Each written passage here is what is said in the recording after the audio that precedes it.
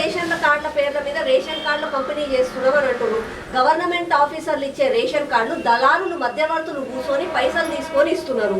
వచ్చే నిజంగా కూడా ఎవరికైతే రావాలో వాళ్ళకి కార్డులు వస్తలేవు, ఎవరికైతే రావద్దో ఎవరికైతే మంచిగా ఉన్నారో వాళ్ళకు వస్తున్నాయి. నిజంగా కూడా పేదలకు రేషన్ కార్డు అంటే ఒక బలం.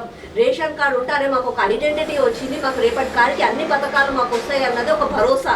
అట్లాంటి భరోసాని కల్పించకుండా గొప్పోళ్ళకి వాళ్ళ దగ్గర ఉన్న వాళ్ళకి డబ్బులు ఇస్తున్నారు, వాళ్ళకి డబ్బులు తీసుకొని కార్డులు ఇస్తున్నారు, కానీ నిజంగా కూడా రావట్లేదు. నిజంగా చెప్పాలంటే ఇది ప్రజాపాలన కాదు, దళారుల పాలన నడుస్తుంది. ఎట్లయిపోయిందంటే డబ్బులు తీసుకొని ఇప్పిస్తున్నారు అని అది నిజమైన సత్యం, అది నిరూపించిన అవసరం లేదు, అది సత్యం. కాంగ్రెస్ పార్టీ వచ్చిందంటేనే దళారులకు మంచిగా అయిపోతుంది, మధ్యవర్తులు బాగుపడతారు, ఎక్కడున్న వాళ్ళు అక్కడే ఉండిపోతారు ప్రజలు అన్నది అది కామన్. అది ఇప్పుడు కాదు, 70 సంవత్సరాల నుంచి కూడా నడుస్తుంది.